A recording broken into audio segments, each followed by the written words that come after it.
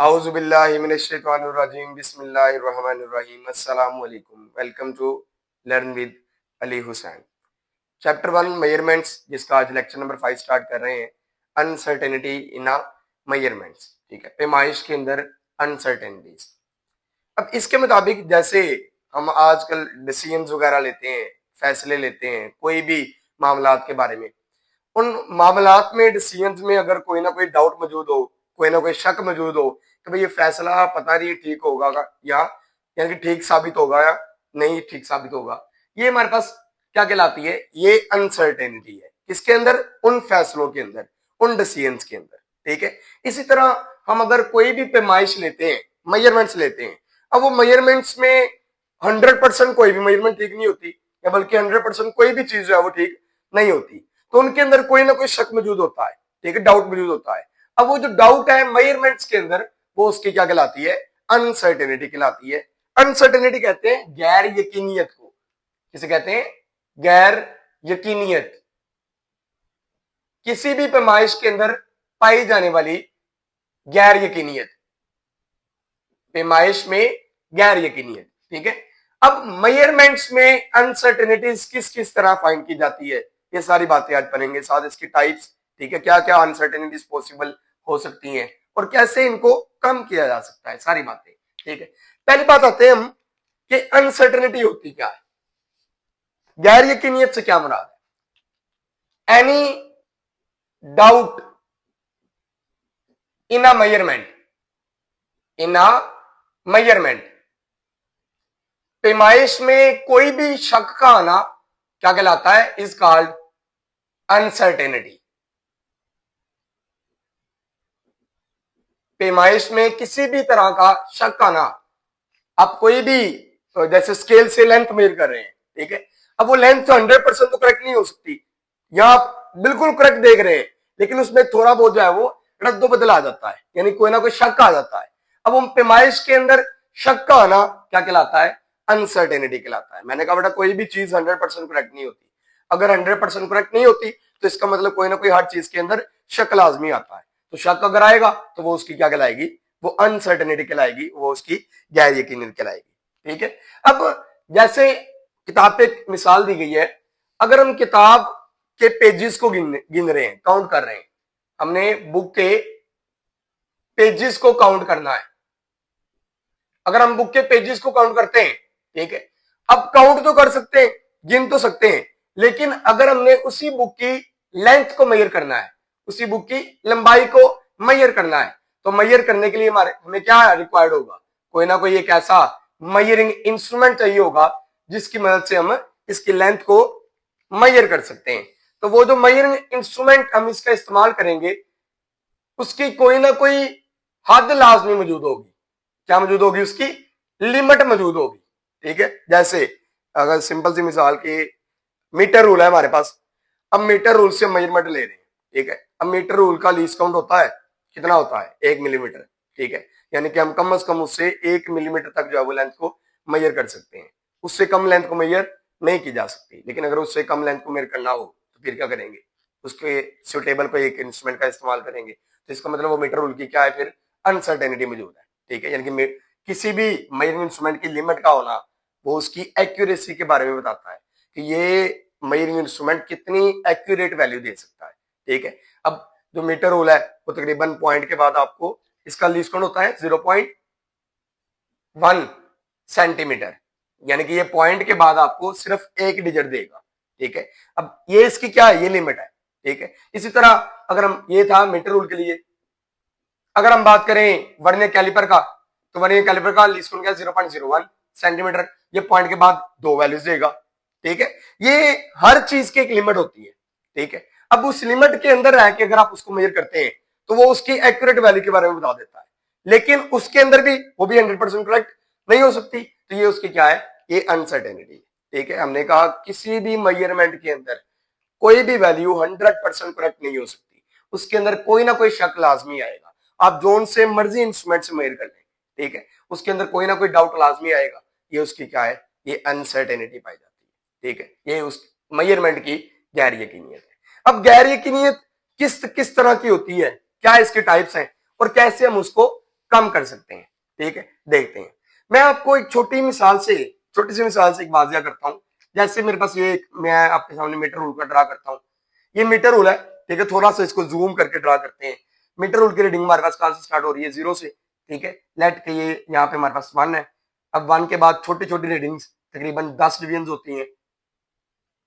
ये इसके बाद क्या आएगा, 2।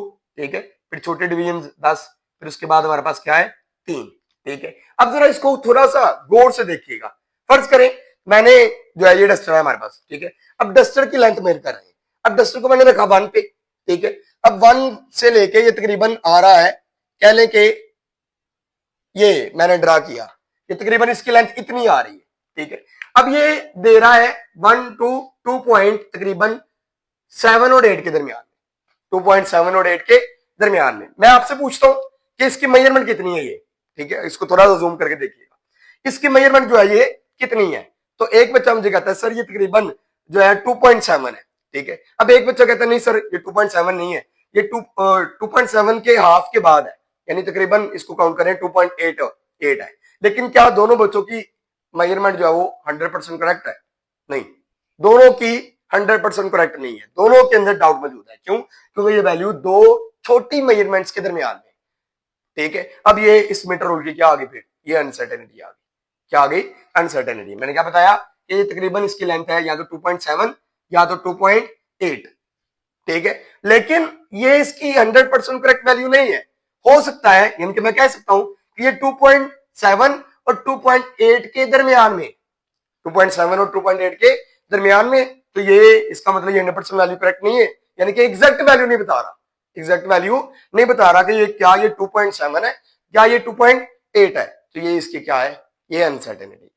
ठीक है, फिर हम इसकी अनसर्टेनिटीज को कम करने के लिए इसकी टाइप्स को बयान करते हैं पहले, फिर उसके बाद इसके बारे में थोड़ा सा डिस्कशन करते हैं। ठीक है, पहले आए जरा इसके टाइप्स, इसकी टाइप्स कितनी है, इसकी कितनी इकसाम है। बेटा अनसर्टेनिटीज की तकरीबन 3 इकसाम है, 3 बड़ी इकसाम है इसकी।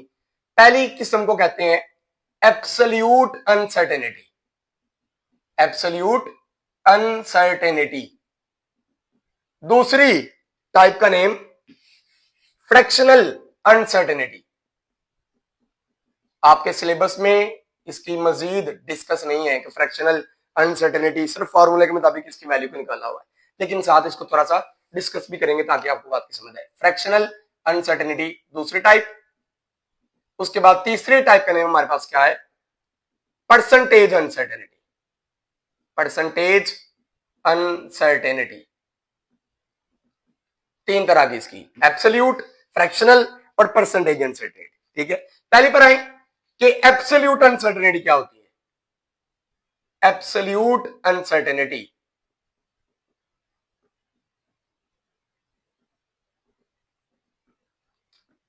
बेटा अनसर्टेनिटी की पहली टाइप के अंदर कहता है कि अनसर्टेनिटी एब्सोल्यूट कब होगी। एब्सोल्यूट अनसर्टेनिटी से मुराद the total uncertainty in any measurement, the total uncertainty in any measurement, किसी भी पैमाइश के अंदर जो टोटल अनसर्टेनिटी होगी वो क्या कहलाती है, वो एब्सोल्यूट अनसर्टेनिटी कहलाती है। क्या कहलाती है?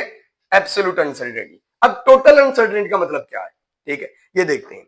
अच्छा बेटा इसके बाद 2.7 हमने कहा कि भाई अगर रीडिंग ये 2.7 भी एग्जैक्ट नहीं है, 2.8 भी एग्जैक्ट नहीं है, तो फिर कितनी है, 2.7 और 2.8 के दरमियान में। ठीक है, अब इसकी एवरेज निकालेंगे पहले। क्या निकालेंगे? इसकी एवरेज। ठीक है, एवरेज के जरिए इसकी वैल्यू जो है वो करेक्ट आ जाएगी। कैसे कि भाई एवरेज निकालने का तरीका होता है कि आप जो भी मेजरमेंट आ रही है, जैसे 2.7 है और 2.8 है, इन दोनों को ऐड करें और 2 पर डिवाइड कर दें। इन दोनों को 2.7 और 2.8 को ऐड करें और इसको 2 पर जो है वो डिवाइड कर दें। ठीक है, तो इसका तकरीबन आंसर आएगा 2.75, 2.75 ये इसका आंसर आएगा। अब 2.75 तो आ गया, लेकिन ये एग्जैक्ट वैल्यू नहीं है। ठीक है, अब फिर क्या करेंगे, इसके अंदर अनसर्टेनिटी को फाइंड करने के लिए इसका डिस्काउंट क्या होता है, 0.1 सेंटीमीटर, ऊपर हमने लिखा। ठीक है, तो इसके अंदर 0.1 सेंटीमीटर ऐड भी हो सकता है और सब्ट्रैक्ट भी हो सकता है। जैसे ये बात का मतलब क्या है, आपने देखा होगा जैसे इंटरनेशनल ब्रांड्स है, जैसे लेज है। ठीक है, अब लेज के पैकेट तकरीबन उसके वो होता है 150-200 ग्राम का, जितने का भी होता है। अब वो ग्राम्स के साथ लिखा होता है, जैसे मैं अगर मिसाल के तौर पर लिखूं 200 ग्राम्स, इसके साथ लिखा होता है प्लस माइनस 5 ग्राम।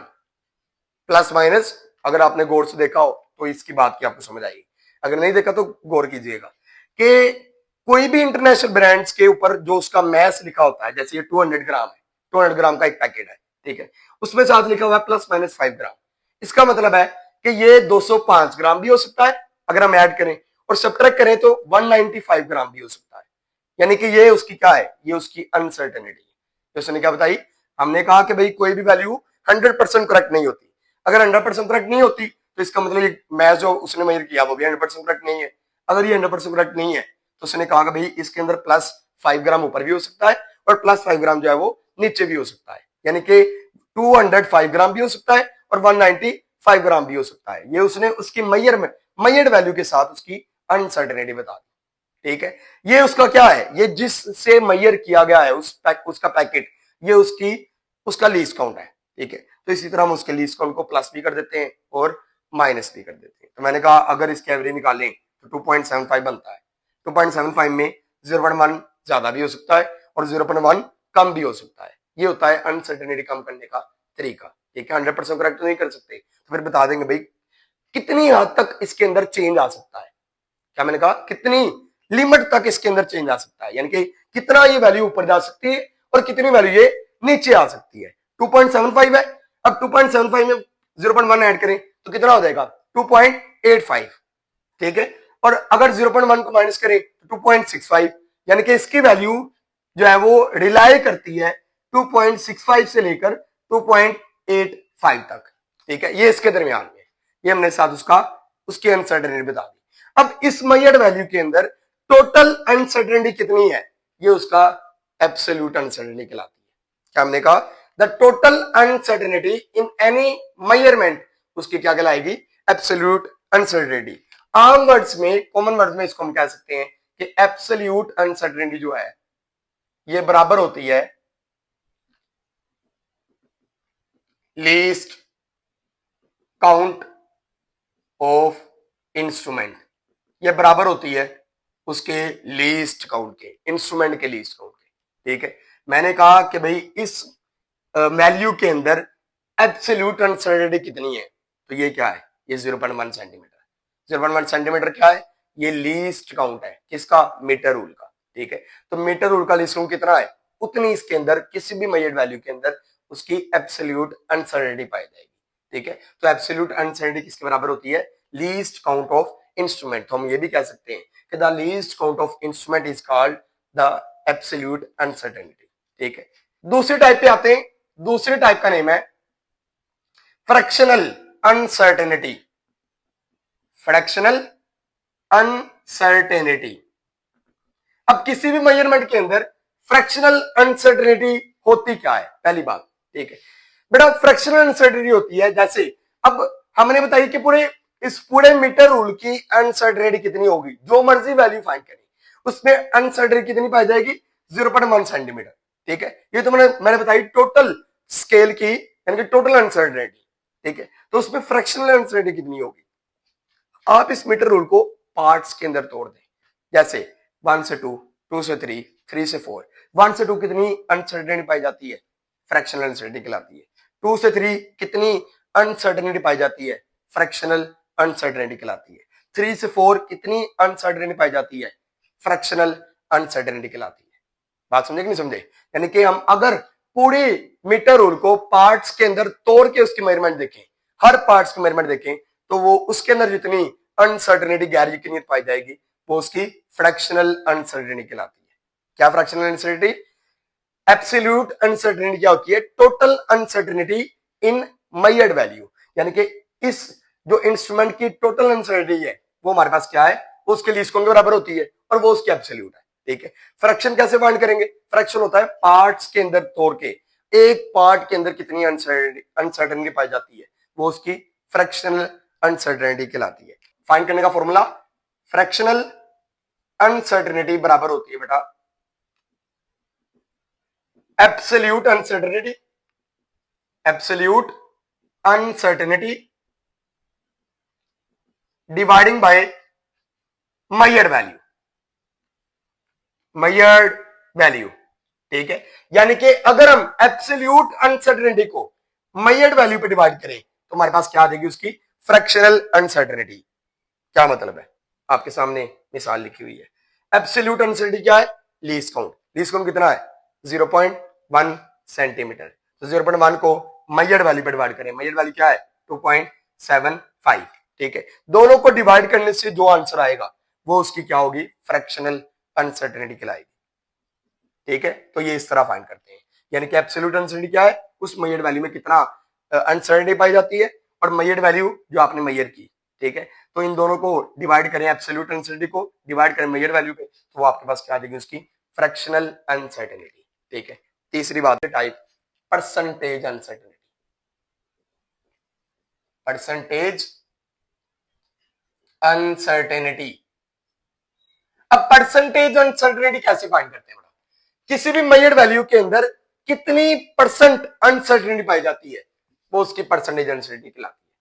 जैसे हम अपने मार्क्स फाइंड करते हैं, ठीक है, कैसे करते हैं, हम आउटपुट को इनपुट पे डिवाइड करते हैं और ऑब्जर्व कर देते हैं 100 से, ठीक है। इसी तरह परसेंटेज अनसर्टेनिटी को भी फाइंड किया जाता है, कैसे, यानी कि फ्रैक्शनल अनसर्टेनिटी को मल्टीप्लाई कर देंगे 100 से, तो हमारे पास क्या आ जाएगी परसेंटेज अनसर्टेनिटी। क्या मैंने कहा, परसेंटेज अनसर्टेनिटी क्या आएगी, कैसे आएगी, पहले इसके तरीके के बारे में बात करते हैं। How much percent of uncertainty in measured value, किसी भी मेजर्ड वैल्यू में कितनी परसेंट अनसर्टेनिटी पाई जाती है, वो उसकी परसेंटेज अनसर्टेनिटी कहलाती है, ठीक है। मैं कहता हूं भाई, अब आपने फाइंड की कि 2.75 के अंदर 0.1 एब्सोल्यूट अनसर्टेनिटी पाई जाती है, ठीक है। अब ये 0.1 2.75 का कितना परसेंट बनता है, 2.75 का 0.1 कितना परसेंट बनता है, ये उसका परसेंटेज अनसर्टेनिटी निकालने का तरीका है, ठीक है। किसी भी मेजर्ड वैल्यू में कितनी परसेंट अनसर्टेनिटी पाई जाती है, गैर यकीनियत पाई जाती है, कितना डाउट पाया जाता है, कितना परसेंट, भाई इस मेजर्ड वैल्यू में, यानी कि कोई भी डिसीजन ले लें, अब वो फैसले के अंदर हो सकता है ये फैसला काम आ जाए या ना आए, इसके अंदर मुझे थोड़ा डाउट लग रहा है, कितना 10% डाउट लग रहा है, ठीक है, कि ये गलत हो सकता है, ठीक है। तो ये उसके अंदर क्या है, ये उसकी अनसर्टेनिटी है, किसके अंदर, परसेंटेज के अंदर। किसी भी मेजर्ड वैल्यू का कितना परसेंट अनसर्टेनिटी है, वो उसका परसेंटेज अनसर्टेनिटी कहलाती है। तो इसको फाइंड करने का फॉर्मूला, परसेंटेज अनसर्टेनिटी बराबर होती है fractional uncertainty multiplied by 100। Fractional uncertainty को मल्टीप्लाई कर दे 100 से, वो उसकी क्या आ जाएगी, परसेंटेज अनसर्टेनिटी आ जाएगी, ठीक है। तो फ्रैक्शनल अनसर्टेनिटी का आपने फॉर्मूला पढ़ा, absolute uncertainty dividing by measured value multiplied by 100, ठीक है। एब्सोल्यूट अनसर्टेनिटी यानी उसका लीस्ट काउंट को डिवाइड कर दे उसकी मेजर्ड वैल्यू से और उसको जरूरत दे दे 100 से, तो ये आपको परसेंटेज बता देगा कि कितनी परसेंटेज, कितनी परसेंट किसी भी मेजर्ड वैल्यू के अंदर अनसर्टेनिटी पाई जाती है। आप इसके जरिए जो है वो इजीली फाइंड कर सकते हैं, ठीक है। ये थी इसकी 3 टाइप्स, और ये हमारे डेली लाइफ के अंदर भी इस्तेमाल होती है। जैसे मैंने कहा कि भाई फैसले डिसीजंस लेते हैं, अब उन डिसीजंस के अंदर या कोई मेजर्ड वैल्यू लेते हैं, अब किसी चीज की मेजरमेंट करते हैं, उन मेजरमेंट के अंदर कितना डाउट पाया जाता है, शक पाया जाता है, उतनी उस मेजर्ड वैल्यू के अंदर अनसर्टेनिटी पाई जाती है। कैसे इसको काम किया जा सकता है कि उसके अंदर जितनी अनसर्टेनिटी पाई जाएगी उसको उसमें ऐड भी कर दें, यानी कि कम से कम कितनी अनसर्टेनिटी पाई जाती है किसी भी मेजर्ड वैल्यू में, उसको ऐड भी कर दें, सब्ट्रैक्ट भी कर दें, वो जो है उसकी अनसर्टेनिटी फाइंड कर सकते हैं, ठीक है। फिर उसको अगर पार्ट्स के अंदर आप तोड़ के उसकी अनसर्टेनिटी फाइंड करें, वो उसकी फ्रैक्शनल अनसर्टेनिटी। अब अनसर्टेनिटी का कितना परसेंट, मेजर्ड वैल्यू का कितना परसेंट जो है वो अनसर्टेनिटी उसके अंदर मौजूद है, वो उसकी परसेंटेज अनसर्टेनिटी, ठीक है। ये थी इसकी 3 टाइप्स। इसके बाद है अनसर्टेनिटी इन डिजिटल इंस्ट्रूमेंट्स। अब डिजिटल इंस्ट्रूमेंट्स में कई बार ऐसा होता है कि हम मेजर करते हैं वैल्यू, जैसे मेरे पास फिजिकल बैलेंस है, अब फिजिकल बैलेंस के ऊपर मैं अगर किसी चीज को, फर्ज करें चीनी को मेजर कर रहा हूँ, 1 किलोग्राम चीनी है, ठीक है। अब ऊपर पंखा चल रहा है, हवा चल रही है, अब हवा चलने से क्या हो रहा है कि जब मैं उसके ऊपर 1 किलोग्राम चीनी रख रहा हूँ, यानी कि चीनी को मेजर कर रहा हूँ, वो तकरीबन 1000 ग्राम बता रहा है, लेकिन उसके अंदर कभी लास्ट फिगर जो है वो कभी उसका बढ़ रहा है, कभी कम हो रहा है, यानी कि वो तब्दील होता रह रहा है, ऐसे होता होगा, आपने देखा होगा, ठीक है। यानी कि ये डिजिटल इंस्ट्रूमेंट्स के अंदर भी जो है वो अनसर्टेनिटी पाई जाती है, ठीक है। अब एक डिजिट तक तो ठीक है, लेकिन अगर 2 डिजिट्स हो जाए तो फिर आप उसकी अनसर्टेनिटी को फाइंड कर सकते हैं, ठीक है। फिर उसके अंदर आप प्लस भी कर दे उतनी वैल्यू को और उतनी ही वैल्यू को आप माइनस भी कर दें। ये है डिजिटल इंस्ट्रूमेंट्स के अंदर अनसर्टेनिटी का पाया जाना जी। इसी तरह मेजर्ड वैल्यू के अंदर डिजिटल इंस्ट्रूमेंट्स के अंदर अनसर्टेनिटी जो है वो, अगर लास्ट डिजिट मैंने बताया कि अगर ऊपर नीचे हो, इसे कहते हैं फ्लक्चुएशन, यानी कि एक लास्ट डिजिट जो है वो कभी ऊपर हो रहा है कभी नीचे आ रहा है, यानी कि चेंज होता आ रहा है, हमें उसकी बात की जो है वो एग्जैक्ट समझ नहीं आ रही, यानी कि ये भी डिजिटल इंस्ट्रूमेंट्स की क्या है, अनसर्टेनिटी, ठीक है। अगर 2 आ जाए तो क्या करेंगे, उसकी अनसर्टेनिटी फाइंड करनी पड़ेगी। एक को इग्नोर कर सकते हैं, एक डिजिट को, लेकिन अगर 2 डिजिट आ जाए तो उसकी इग्नोर नहीं किया जा सकता। अब ये होता किसकी वजह से है, ये होता है माहौल के अंदर तब्दीली आने की वजह से, ठीक है। जैसे मैंने बताया भाई पंखा चल रहा है तो हवा का प्रेशर हो सकता है उसके ऊपर पड़ रहा हो, ठीक है। अब बंद भी कर देते हैं, लेकिन फिर भी माहौल में तब्दीलियों की वजह से ये चीजें जो है वो लाजमी रुनमा होती है, ठीक है। अब इनको कम करने के लिए फिर किसका इस्तेमाल करेंगे, सिग्निफिकेंट फिगर्स का। सिग्निफिकेंट फिगर्स का इल्म होना चाहिए कि फिर उन सिग्निफिकेंट फिगर्स की मदद से हम वैल्यूज को ज्यादा एक्यूरेट कर सकते हैं, उनकी वैल्यूज को ज्यादा एक्यूरेसी तक जो है वो हम इजीली ला सकते हैं सिग्निफिकेंट फिगर्स के बारे में, जो हमारा नेक्स्ट लेक्चर है, ठीक है। इसके बाद हम वही सिग्निफिकेंट फिगर्स पढ़ने जा रहे हैं, ठीक है। अब ये था आपका लास्ट टॉपिक, क्या अनसर्टेनिटी इन मेजरमेंट्स, इसकी जो है वो सारी की सारी टाइप्स आपको डिटेल से थोड़ा सा समझाया कि भाई किस तरह हम इन अनसर्टेनिटीज को कम कर सकते हैं। इसके बाद डिजिटल इंस्ट्रूमेंट्स के अंदर भी अनसर्टेनिटी जो है वो पाई जाती है। अब इनको कैसे कम किया जाता है, सारी की सारी बातें आगे सिग्निफिकेंट फिगर्स के अंदर भी बात करेंगे, फिर प्रिसीजन और एक्यूरेसी के बारे में बात करेंगे, और इसके बाद जो है वो डायमेंशंस के बारे में, ठीक है। ये सारी बातें हम साथ साथ जो है वो पढ़ते रहेंगे। सारे लेक्चर में साथ जुड़े रहने का बहुत शुक्रिया। अल्लाह हाफिज।